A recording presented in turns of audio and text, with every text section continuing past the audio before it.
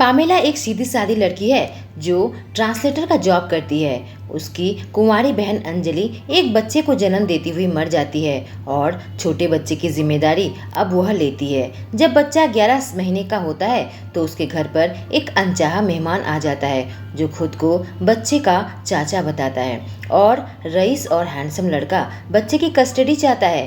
Pamela इस दुनिया में सबसे अधिक नफरत अगर किसी से करती है तो जय से करती है, जिसने एक पल में उसकी जिंदगी को तहस नहस करके रख दिया था। लेकिन जय उसी के सामने एक ऐसा प्रस्ताव रखता है जिससे उसके पैरों तले जमीन निकल जाती है। कहानी पामेला के जुबानी। घबराते हुए मैंने पूछा, तुम क्या चाहते हो? तुमसे शादी। मुझे ऐसा लगा कि मेरा दिमाग मेरे साथ कोई खेल खेल रहा है। मैंने कहा, सॉरी, क्या कहा तुमने? क्या इसने शादी कहा? उसने कहा, मैं और तुम शादी करेंगे, पुरोहित के सामने अंगूठियां बदलेंगे। क्या अब तुम्हारे धुंधले दिमाग में बात घुसी?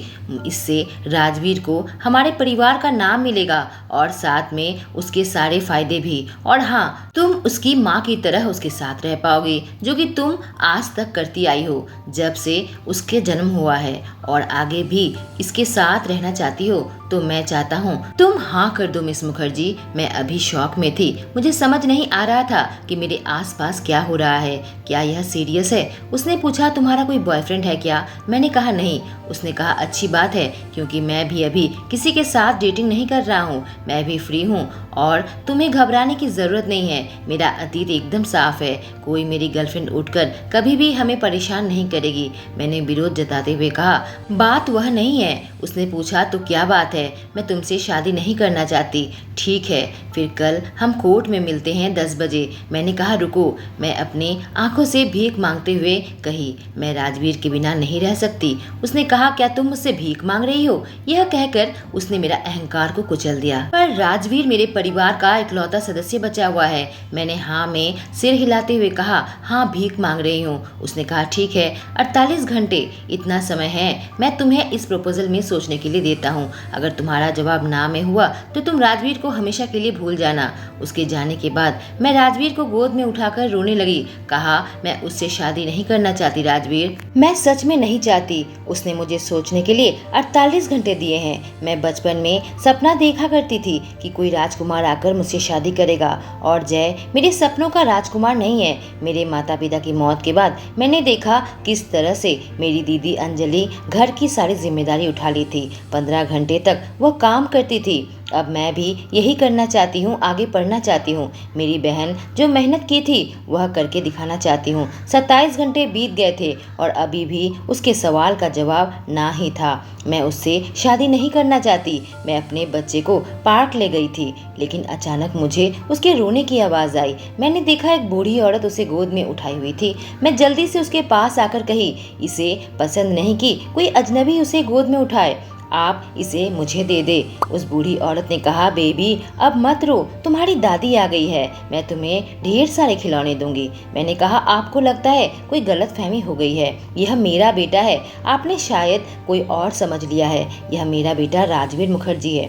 उसने कहा, नहीं, इसका नाम राजवीर चौधरी है। यह नाम सुनते ही मैं चौंक उठी और जल्दी से राजवीर को अपने गोद में ले लिया। उस औरत ने कहा, तुम इसे अपने पास ज्यादा दिन तक नहीं रख पाओगी, यह इस जगह रहने के लिए नहीं बना है। मैंने कहा, आप इसका नाम याद रखें, राजवीर मुखर्जी, और दोबारा इसके आसपास कभी न भटकें। उसने कहा, तुम जितनी भी कोशिश कर लो, जितना भी लड़ लो, लेकिन मैं इसकी कस्टडी के लिए खुद लड़ूंगी। यह जल्दी ही मेरे पास आ जाएगा। उसकी बातों को अनदेखा करके मैं जल्दी से घर पर आ गई। घर आते ही मैंने दरवाजा बंद कर दिया और वह कार्ड ढूंढने लगी जो जय ने मुझे दिया था। फोन उठाते ही मैंने गुस्से से कहा, हेलो, तुम अपने आप को क्या समझते हो? पहले तुम यहाँ मुझे धमकाने आए थे, अब तुमसे बात नहीं बनी तो अपनी माँ को भेज दिया। उसने कहा, क्या?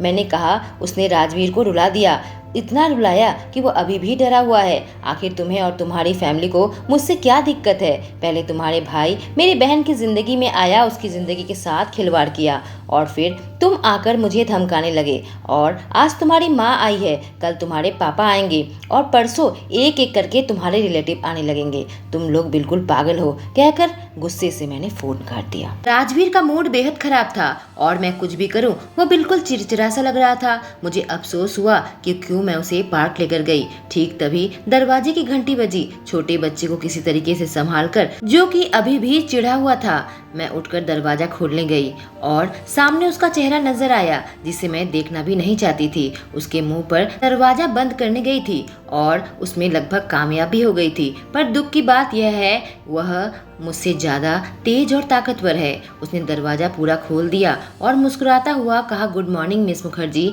आज तुम काफी खराब मूड में नजर आ रही हो। हालांकि तुम हमेशा की तरह ही लग रही हो, लेकिन तुम्हारा यह मूड मेरे भतीजे के ऊपर असर डाल रहा है। अंदर आकर उसने मेरी गोद से बच्चे को ले लिया। हैरत की बात यह थी कि उसके पास वह आराम से चला गया। मैंने पूछा, तुम यहाँ क्यों हो? उसने कहा, तुम मुझे फोन की थी। मैंने कहा, मैं तुम्हें यहाँ आने के लिए नहीं कहा था। मेरी बातों को अनदेखा कर उसने कहा, जब मैं यहाँ आ ही गया हूँ, क्यों न हम बात करें, और उसके हमें बहुत ज़रूरत है, क्योंकि मुझे मालूम है तुम मेरे ऑफर के बारे में नहीं सोची हो, पर हमें जल्दी फैसला लेना होगा। मैंने पूछा, तुम कहना क्या चाहते हो?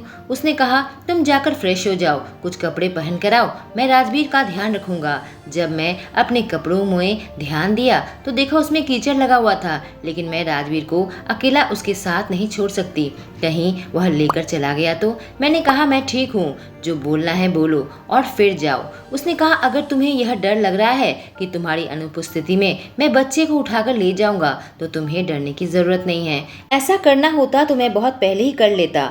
मैंने सोचा यह सही कह रहा है। उसने कहा, मैं किचन में राजवीर के साथ हूँ, तुम जाओ चेंज करके आओ। मैंने कहा, मैं 5 मिनट में आती हूँ, और दरवाजे को लॉक कर दिया, कहीं सच में यह भाग न जाए। अपना चेहरा साफ करके कपड़े बदलने लगी और मुझे लगभग 9 मिनट लग गए थे। जब मैं किचन में आई देखा राजवीर दूध पी रहा है और अपना ब्रेड खा रहा है, और अब वह शांत नजर आ रहा था। लेकिन तभी देखा बिस्किट का आधा जार खाली हो गया है। मुझे याद है मैंने कल ही भरा था। देखा जय मेरी बिस्किट खा रहा है और अपने फ़ोन में कुछ देख रहा है, चोर कहीं का। खैर उसने राजवीर को चुप कराया, इसलिए मैंने उसे माफ़ किया। मिस पामेला मुखर्जी, जय की बातों ने मेरा ध्यान उसकी ओर खींचा। शर्माओ मत, अंदर आ जाओ, आखिरकार यह तुम्हारा घर है, उसने कहा। मैं एक झूठी मुस्कुराहट दिखाते हुए कहा, तुम मेरे ही किचन में मेरा स्वागत कर रहे हो, मुझे लगता है तुम्हें कुछ कॉफ़ी चाहिए, कहकर उसने कॉफ़ी का मग मेरी ओर बढ़ाया। मैंने कहा, थैंक यू। वह आराम से चेयर पर बैठकर कॉफ़ी पी रहा था। अचानक उसने शुरू किया, मैंने तुम्हें 48 घंटे दिए थे। मैंने कहा, लेकिन अभी भी कुछ घंटे बाकी हैं, और मैं यह अच्छे से देख सकता हूँ कि तुमने अभी तक फैसला नहीं किया, इसलिए मैंने सोचा मैं तुम्हारी मदद करूँ फैसला लेने के लिए, क्योंकि अगर तुम पर छोड़ दिया तो तुम कभी भी जवाब नहीं दे पाओगी। मैंने कुछ नहीं कहा क्योंकि वह सही बोल रहा है। उसने अपनी कॉफी की कप टेबल पर रखी और अपने हाथ मोड़ लिए। कहा, तो मिसेस चौधरी तुमसे मिलने आई थी। मैंने कहा, ऐसा नाटक मत करो कि तुम्हें नहीं मालूम, तुम्हारी माँ आई थी। वह मेरी माँ नहीं है, उसने टोका। वह मेरे पापा की दूसरी पत्नी है, और मेरी माँ तभी इस दुनिया को छोड़कर चली गई थी जब मैं 5 साल का था। मुझे माफ़ करना, यह मेरे लिए नई खबर थी। कहा, पर वह आकर वही बात कर रही थी कि राजवीर को मुझसे दूर कर देगी। उसने कहा, सिर्फ हम दोनों ही उसकी कस्टडी के लिए नहीं लड़ रहे हैं, वह भी लड़ रही है, और उनके जीतने के चांसेस ज़्यादा हैं अगर हम यूं अकेले अकेले लड़े तो। मैंने पूछा, क्या अभय उसी का बेटा है? उसने कहा, नहीं, वह मेरा अपना भाई है। मैं उसकी तरफ देखने लगी। वह बिल्कुल शांत था, कुछ ख्यालों में था। फिर कहा, उसकी दूसरी पत्नी कभी मां नहीं बन सकती थी। अभय तब बहुत छोटा था, इसलिए उसने अभय को अपने बच्चे की तरह पाला, और इस दौरान उसने उसे सब दिया। उसे ज़रूरत से ज़्यादा पैसे दिए, उसकी गलतियों को छुपाया, कभी उसे उसकी गलत काम के लिए नहीं डांटा, और कभी उसे जिम्मेदारी नहीं दी, और अंत में वह ऐसा बन गया और उसे घिरा रहता था, नशा करता था, और जिस वजह से उसकी मौत हुई है। वह उससे प्यार करती थी, पर उनका प्यार मेरे भाई के मौत का कारण बना, और अब वह राजवीर को चाहती है, शायद इसलिए कि वह उसका बेटा है। पर मैं दूसरा अभय नहीं देखना चाहता। जाने उसने अपनी गलतियों से कुछ सीखा भी है या नहीं। मैं चाहता हूँ राजवीर को कोई अच्छा इंसान बना करे, लेकिन अगर वह कस्टडी जीत जाती है तो ना वह मुझे ना वह तुम्हें उसके आसपास भटकने देगी। मैं बिल्कुल डर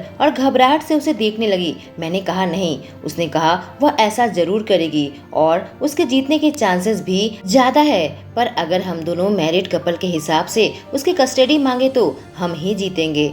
और राजवीर को अच्छा भविष्य मिल पाएगा। बिना सोचे समझे ही मेरे मुंह से निकल गया, मैं राजी हूँ। उसने पूछा, तुम राजी हो मुझसे शादी करने के लिए? मैंने कहा हाँ। वह अपनी जगह रिलैक्स होकर बैठ गया और एक जीत की मुस्कुराहट उसके होठों पर आ गई। कहा, ठीक है, मैं सारा इंतजाम करवाता हूँ। मैंने कहा, यह कैसे काम करेगा? तुमने तो मन ही मन कुछ सोच रखा होगा ना अपने मैरिज पार्टनर के बारे में। उसने कहा, मैं अपने डिसीजन में चलता हूँ और इस समय मेरी प्राथमिकता राजवीर है।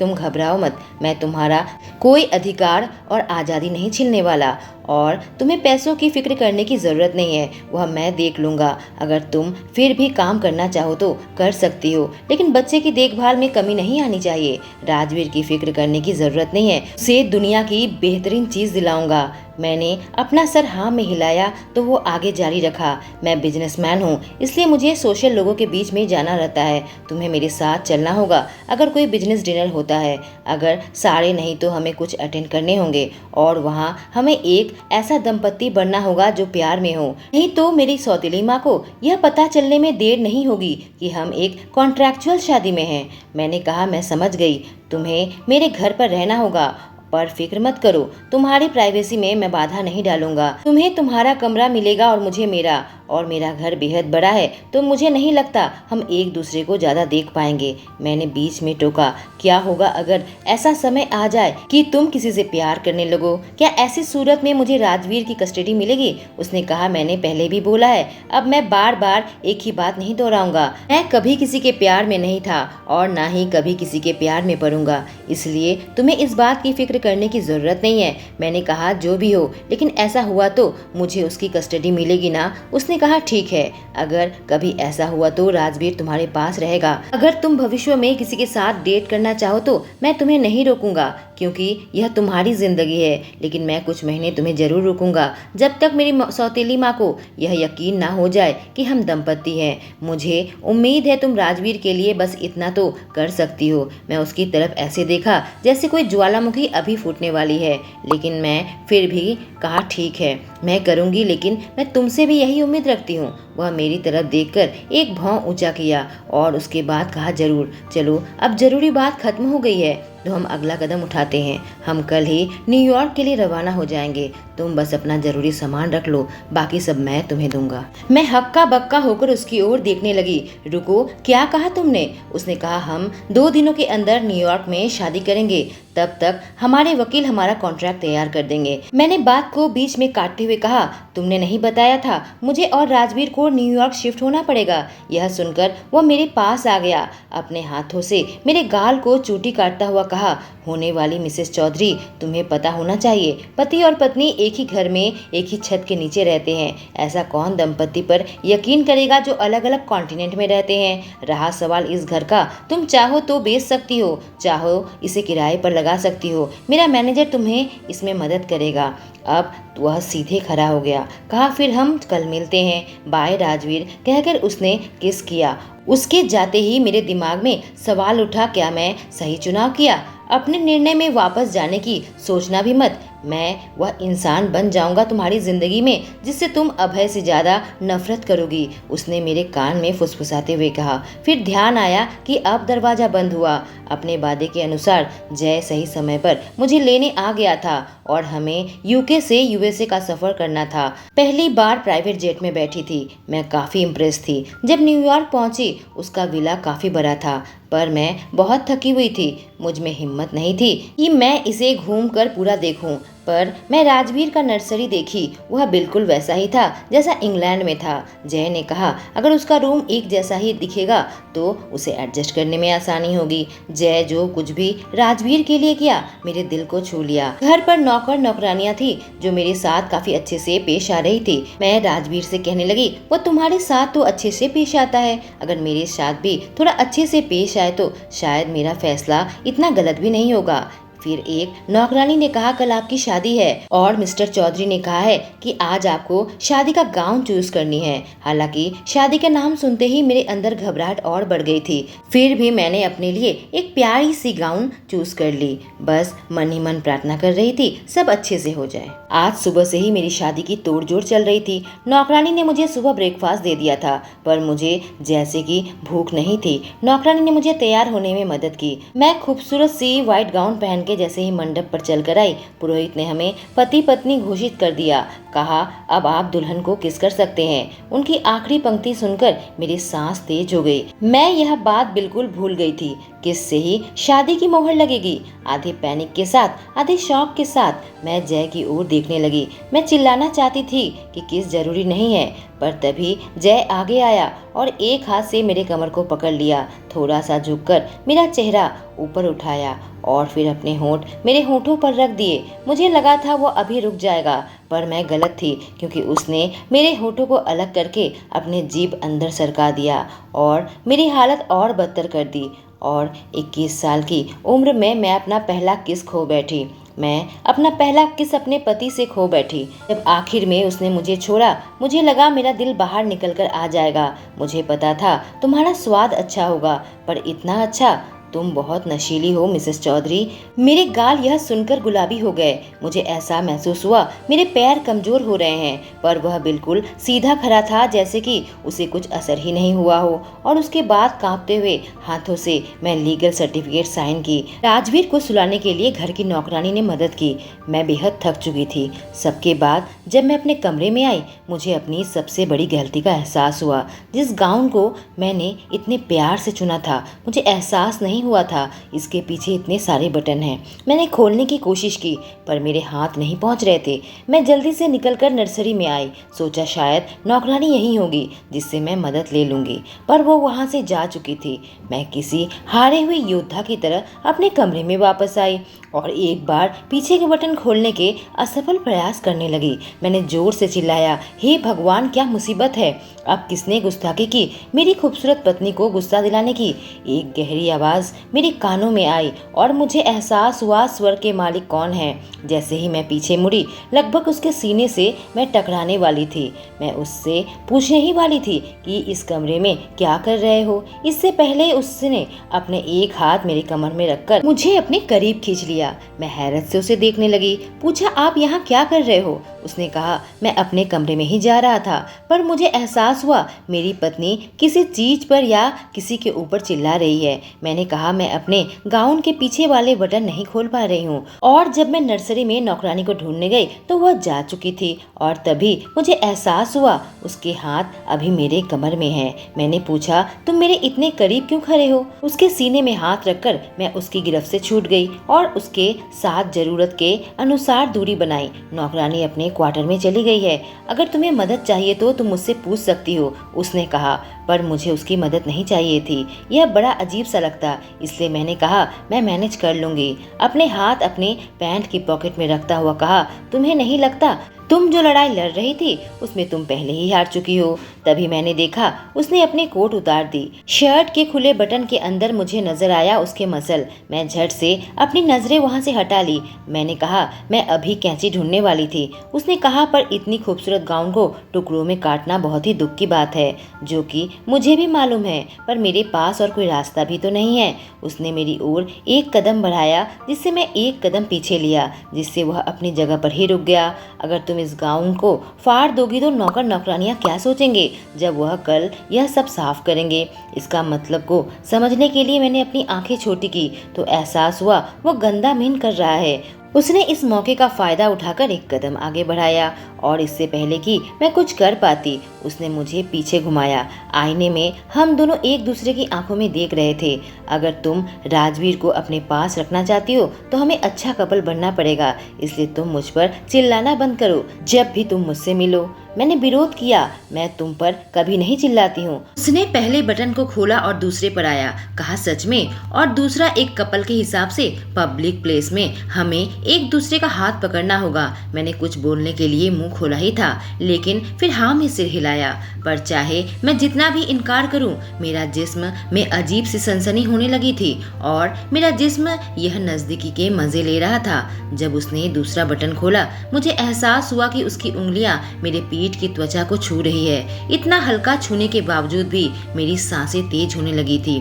मेरा खून काफी तेजी से दौड़ने लगा था। जब उसने तीसरे बटन खोला, मेरे कान और गाल में आग लगी हुई थी और दूसरी चीज के बारे में सोचने लगी ताकि यह सनसनी खत्म हो जाए। लेकिन जैसे ही उसकी उंगली दोबारा मेरे शरीर में रेंगे, मेरे अंदर अजीब सी कुलबुली मची और मेरे मुंह से हल्की सी सिसकी निकली। उसने पूछा क्या हुआ? मैंने कहा ठंडी हवा लगता है, खिड़की खुली हुई है। उसने कहा सारी खिड़कियां बंद है। मैं सोचने लगी यह कितने घंटे लगाएगा मेरे सारे बटन खोलने में। आखिरकार जब वह आखिरी बटन में पहुंचा, ठीक मेरे कमर के पास थी, मैंने अपने गाउन को आगे से पकड़ लिया ताकि उसके सामने खुल न जाए। थैंक यू, मैं बाकी कर लूंगी, मैंने उससे कहा। उसने कहा ठीक है। मैं उसकी तरफ देखकर सोचने लगी यह मेरी तरफ ऐसे क्यों देख रहा है। पर मुझसे गलती यह हुई कि मैं उसकी आंखों में देखा और मैं बिल्कुल खो सी गई। पर कुछ कहने से पहले ही वह जाने वाला था और मैं गहरी सांस लेकर अपने आप को शांत करने की कोशिश करने लगी। मैं आईने की ओर मुड़ी, लेकिन तभी अगला चीज जो मुझे याद है, किसी ने मेरे कमर में हाथ रखकर मुझे अपने करीब खींचा और फिर जय के होंठ मेरे होंठों पर थे। मैं उसके सीने में हाथ रखकर उसे हल्का सा धक्का देने की कोशिश की, पर वह मुझे और करीब खींच लिया और उसके जीभ मेरे मुंह के अंदर डाल दिए। जब उसने मुझे छोड़ा, मैं जोर जोर से सांस लेने लगी थी। और तीसरी बात यह है कि एक कपल के रूप में हमें किस करने की जरूरत पड़ सकती है, इसलिए तुम्हें कुछ प्रैक्टिस की जरूरत है। निर्बाक होकर मैं उसकी ओर देखने लगी। मेरा दिल इतनी तेजी से धड़क रहा था, मैं शब्द ढूंढने लगी जो मैं से सुना सकूं। मैंने कहा तुम बहुत। उसने पूरा किया, बढ़िया हूँ। मैंने कहा तुम सुधरोगे नहीं। एक कुटिल मुस्कान देता हुआ वहाँ से चला गया। पर फिर शीशे में देखकर मुझे एहसास हुआ कि जब वह शीशे में देख रहा था, वह मेरी खुली पीठ को देख रहा था। गधा कहीं का। सुबह को किसी ने हल्के से दरवाजा खटखटाया। मैंने अपनी आंख खोलकर घड़ी देखी तो सुबह के 7 बज रहे थे। मैं मन ही मन सोची इतनी सुबह सुबह कौन आ गया। दोबारा से आवाज आई और राजवीर के रोने की आवाज सुनाई दी। जैसे ही मैं दरवाजा खोला, माँ करके वह आ गया। देर न करके उसे तुरंत अपने गोद में उठा लिया। मैंने कहा क्या हो गया बेटा? उधर से आवाज आई। मैं सुबह सुबह ऑफिस जा रहा था, इसे देखने गया तो उसके कमरे में रोने की आवाज आई। शायद तुम्हें नहीं देख पाया इसलिए घबरा गया होगा, जय ने बोला। तभी मुझे रात वाली किस की याद आ गई। मैंने हाँ में सिर हिलाया और उसे गोद में लेकर बैठ गई। कहानी जय की जुबानी। मैं दरवाजे के सामने खड़ा खड़ा बिल्कुल मुग्ध होकर उन दोनों को देख रहा था, जैसे कि वह दोनों अपनी ही दुनिया में हैं। शायद उससे शादी करना गलत निर्णय नहीं था, जो भी मेरे मन में संदेह था। जब उसे पहली बार मैंने किस किया, मुझ में दूसरे किस की प्यास जग गई और यह देख कर कि राजवीर को किस हद तक पामेला की जरूरत है, सारा संदेह मेरे मन से गायब हो गया। अब मैं यही कर सकता हूँ कि दूरी बनाकर उनकी जरूरतों को पूरा कर सकता हूँ। मैं राजवीर की जिंदगी सिर्फ इसलिए खराब नहीं करना चाहता क्योंकि मैं पामेला के लिए आकर्षण अनुभव करता हूँ। मैंने कहा मैं 1-2 हफ्ते के लिए बिजनेस ट्रिप में बाहर जा रहा हूँ। 8 बजे नौकरानियाँ आ जाएंगी। तुम्हें किसी भी चीज़ की ज़रूरत होगी उनसे कहना, वह इंतज़ाम कर देंगी। अगर तुम्हें बाहर जाना हो वो तुम्हें ड्राइवर मिल जाएगा। मैंने टेबल पर एक कार्ड रखते हुए आगे जारी रखा। अगर तुम्हें राजवीर के लिए या खुद के लिए कोई शॉपिंग करनी है तो इस कार्ड का इस्तेमाल कर सकती हो। उसने कहा ठीक है। मैंने कहा तो फिर मैं निकलता हूँ। मैं निकल नहीं जा रहा था। कहा मैं राजवीर को गुड मॉर्निंग नहीं किया। मैं उसके पास आकर उसे गुड मॉर्निंग कहकर उसके गाल को किस किया, लेकिन यह बहुत बड़ी गलती थी क्योंकि अब मुझे पामेला की खुशबू आने लगी थी। 1 हफ्ते हो गए थे उससे मेरी कोई बात नहीं हुई थी। जब मैं घर के अंदर आया, देखा धीरे धीरे अंधेरा छाने लगा था क्योंकि सूरज ढलने को था। मैंने देखा राजवीर अपने खिलौने से खेल रहा है। उधर से उसने आवाज़ दी, बेटा आओ तुम्हें साफ करके कुछ खाना खिला दूँ। उसने अपने हाथ ऊपर करके जैसे इशारा कर रहा हो कि मुझे गोद में उठाओ, कहा डै। पामिला ने कहा, मुझे लगता है तुम माँ बोलना चाहते हो। नहीं स्वीटहार्ट, वो यानी कि डैड बोलना चाहता है। मेरी आवाज़ सुनकर वह मुड़कर मेरी ओर देखी। मैं राजवीर को ऊपर उठा लिया। मुझे देखकर वह मुस्कुराने लगा। मैंने कहा, कैसे हो बेटा? और उसके बाद मैं पामिला की ओर देखा। उसकी कमर पकड़कर उसे ऐसे अपने करीब खींच लिया और उसके होठों पर चूमने लगा। जब मैं उसे छोड़ा, वह बिल्कुल चकित होकर मुझे देख रही थी। उसके मुंह से निकला, तुमने यह क्यों किया? इससे पहले कि वो अपनी बात पूरी कर पाती, मैं उसके होठों पर उंगली रखकर खिलाड़ियों की तरह मुस्कुराया और कहा, डार्लिंग, तुमने मुझे मिस किया? वह अपने ख्यालों में खोई थी कि मैं उसके कान के पास आकर कहा, पीछे एक नौकरानी खड़ी है और हमें अच्छे कपल बनकर रहना होगा। वह फुफकारी, क्या नौकरानी हमें किस करते देखे, यह जरूरी है? मैंने आगे कहा, स्वीटहार्ट, मैं एक हफ्ता बाहर था, क्या तुमने मुझे थोड़ा भी मिस नहीं किया? मुझे एहसास हुआ। उसके गाल बिल्कुल लाल हो गए।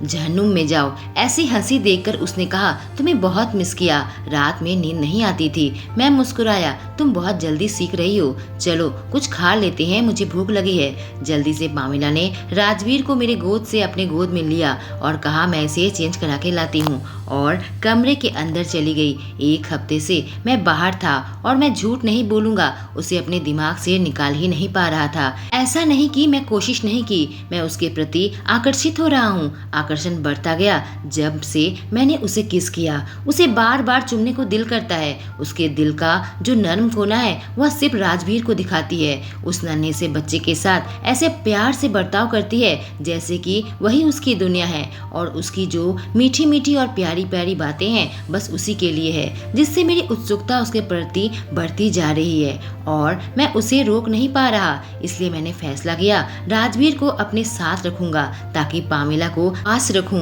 मेरी पत्नी घर पर है और मैं बाहर जाकर मुंह नहीं मार सकता। यह मेरी पत्नी के साथ धोखा होगा और दुनिया मुझ पर छी छी करेगी। मेरी अपनी खुद की इज्जत है, एक रेपुटेशन है। मैं लोगों को मेरे बारे में कुछ गंदी बातें करने का मौका नहीं दे सकता। इसलिए मैंने इस गेम में बदलाव लाने का सोचा है। मैं और लुका छुपी नहीं खेल सकता। वक्त आ गया है कि मैं खेल को बदल दूं। अगर वह भागती भी है तो मैं उसका पीछा करूंगा और इस गेम में बहुत मजा आएगा। सोचकर मैं मन ही मन मुस्कुराने लगा। अब मुझे प्लान बनाना पड़ेगा। कहानी पामिला की जुबानी। डिनर के बाद मैं राजवीर को सुला दिया। पूरा हफ्ता बहुत ही शांति के साथ बीता था और मैं इस विला को अच्छे से जान भी गई। पर अब मेरे सर पर नई मुसीबत थी, जय चौधरी। शायद मैं और जय अगर दोस्त बने तो यह शादी को अच्छे से निभा सकते हैं। तभी मैंने कपड़े बदलने के लिए जैसे ही अलमारी खोली वह बिल्कुल खाली थी। यह क्या है, मन ही मन सोचने लगी। तभी नौकरानी कमरे में आ गई। मैंने पूछा, मेरे कपड़े कहाँ गए, यह खाली क्यों है? उसने कहा, क्योंकि मिस्टर चौधरी ने सारे कपड़े अपने रूम में रखवाने को कहा है। मैंने कहा, तुम अपने क्वार्टर्स में वापस जा रही हो क्या? उसने कहा, नहीं, हमारे स्टाफ क्वार्टर में कीड़े मकोड़े की प्रॉब्लम है, इसलिए सर ने कहा है कि इसी बंगले में रहने को। वह अपने आप को क्या समझता है? मैं गुस्से से उसका दरवाजा खोला और जैसे ही एक कदम अंदर रखा मेरे पैर वहीं के वहीं जम गए। देखा, जय बाथरूम से बाहर निकल रहा है। उसके शरीर में कुछ भी नहीं था, बस एक टॉवल कमर पर लपेट रखा था। मेरा दिल एक पल के लिए धड़क उठा। मेरी सांस तेज हो गई, दिमाग काम करना बंद कर दिया। मिसेस चौधरी, उसकी आवाज से मैं होश में आई। आपने यह क्या किया? मैंने मांग की। उसने जवाब दिया, मैं अभी नहाकर निकला। मैंने यह नहीं पूछा, मैं यह पूछना चाहती हूँ कि आपकी योजना क्या है? उसने कहा, बस अपने बेड में जाना है। मैं अपना आपा खोने लगी थी। मैं अपने हाथ पीछे करके उसकी आंखों में देखा। सही बताओ, तुम्हारा दिमाग में क्या चल रहा है? उसने कहा, मुझे खुद पता नहीं वोडका पीनी चाहिए या वाइन। मैंने कहा, बेवकूफों जैसी बातें मत करो, तुम्हें अच्छे से पता है मैं क्या पूछ रही हूँ। धीरे धीरे कदम बढ़ाता हुआ मेरी ओर आने लगा। पूछा, तुम क्या पूछना चाहती हो? नौकरानी ने मेरे सामान आपके कमरे में शिफ्ट क्यों किया? मैंने दरवाजे को बंद करते हुए पूछा। मुझे पता है नौकरानी हमारे बहस को सुन सकती है। क्या यह समझ नहीं आता कि पति पत्नी एक ही कमरे में रहते हैं और जगह शेयर करते हैं? उसने बोला। एक मिनट, लेकिन तुमने प्रॉमिस किया था मेरी प्राइवेसी बरकरार रहेगी। मैंने कहा, पर अब जब यहाँ नौकरानी रह रही है तो हमें एक कपल की तरह रहना होगा और कपल एक ही रूम में रहते हैं, उसने सलाह दी। मैंने कहा लेकिन, उसने कहा क्या लेकिन, तुम क्या चाहती हो, नौकरानियाँ कीड़े मकोड़ों से भरे रूम में रहे, या तुम यह चाहती हो कि नौकरानी को पता लग जाए हमारी शादी झूठी है और हम राजवीर को हमेशा के लिए खो दे, क्योंकि यह खबर मेरी सौतेली माँ तक पहुँच जाएगी। मैंने पूछा और नौकरानी को अपने घर वापस मिलने में कितना वक्त लगेगा? मुझे पता नहीं कितना टाइम लगेगा, उसने कहा। मैंने देखा उसके बालों से पानी टपकती हुई गर्दन से होते हुए उसके कॉलर बोन से होते हुए नीचे उतर रही थी। ओह माय गॉड, यह कितना हॉट है। उसने ऐलान किया मैं जल्दी से कोशिश करूंगा, लेकिन तब तक तुम मेरे कमरे में ही रहोगी। मैंने कहा पर तुम्हारे कमरे में तो एक ही बेड है और सोफा भी नहीं है। उसने कहा हाँ, पर इसका मतलब तो यह नहीं कि हमें बेड शेयर करना होगा। मैंने पूछा। उसने कहा बेड मैं शेयर कर रहा हूँ, तुम नहीं, क्योंकि मैं बहुत दयालु किस्म का आदमी हूँ, इसलिए मैं अपने बेड में तुम्हें सोने दे रहा हूँ और कोई दूसरा रास्ता नहीं था।